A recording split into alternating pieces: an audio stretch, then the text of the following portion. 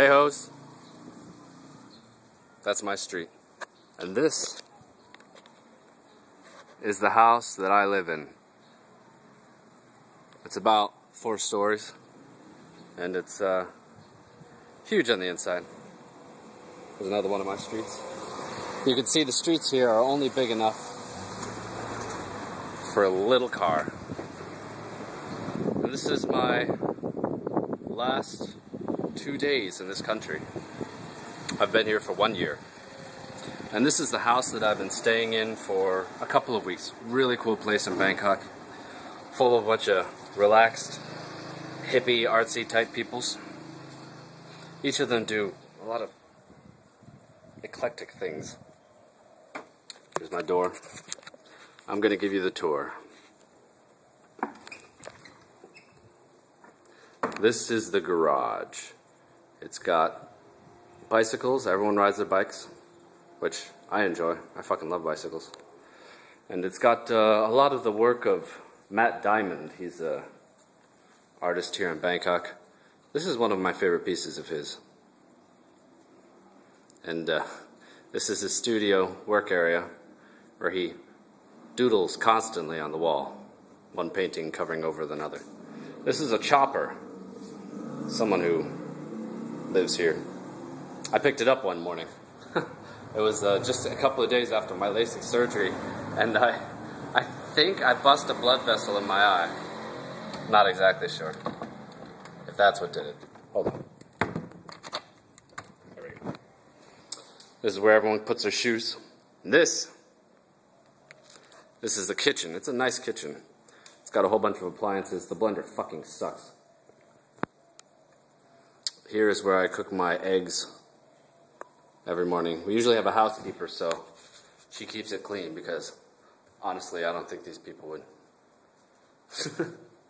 clean their own dishes. And laundry room, bathroom. Every floor has a bathroom, and they're all shared bathrooms. So that's convenient. Upstairs. I like being able to cook my own food. It's hell of a lot cheaper to cook your own food here in Thailand. And I eat a motherfucking lot, so that's a lot less expensive. Here it costs like 90 baht for 30 eggs, but if I were to buy that in, say, a restaurant, it would cost me at least 2 or 3 times that much. Let's get some light up in this bitch. This is the main living area. You can see there's a painting of Biggie on the wall. The table where I have my laptop, where I do most of my internetting. Couches for guests to crash on. Chairs that I never see anyone sit in. And little storage area. And this is a room that has been walled off artificially. And this is my room. And there's Tupac. Green Tupac. There's just a bed and shelves. And the view outside my window. There's not much here in the way of clothes hangers. All the other rooms are, they're just 4 walls. 4 walls and a bed. Nothing fancy in Thailand. This is the way bathrooms are built in Thailand. They're all completely self-contained. So you can fucking spray water around this thing in a hose and no one would care. And I wish they built bathrooms in the US this way, because it makes so much more sense. On to the second floor. Third floor. I can count.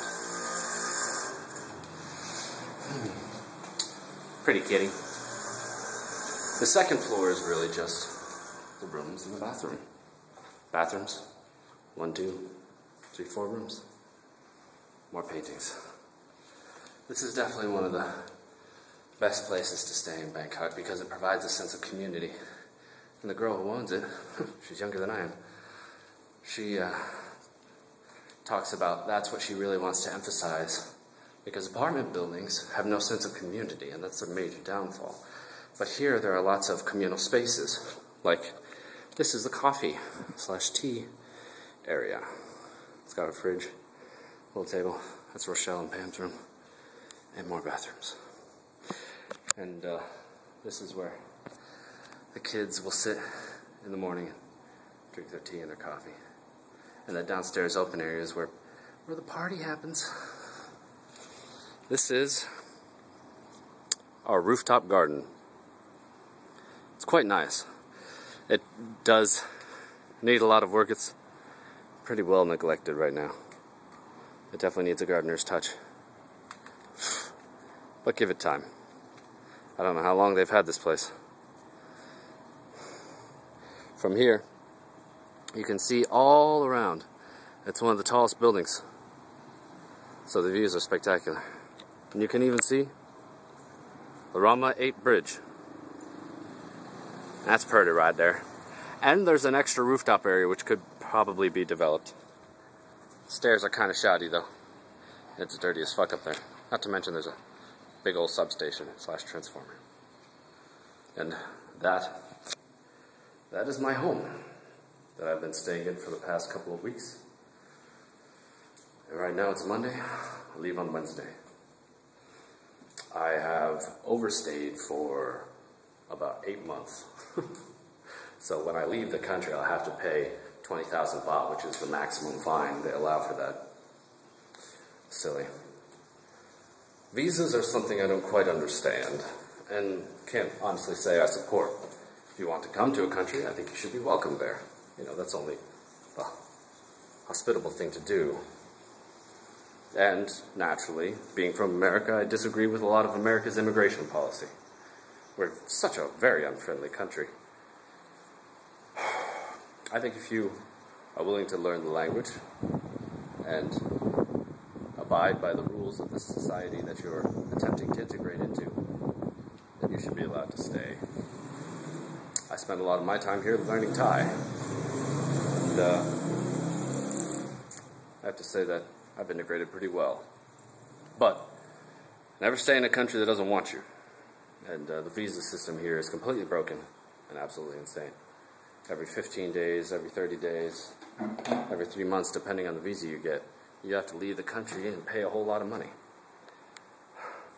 But basically, they're willing to have you if you have the money to pay.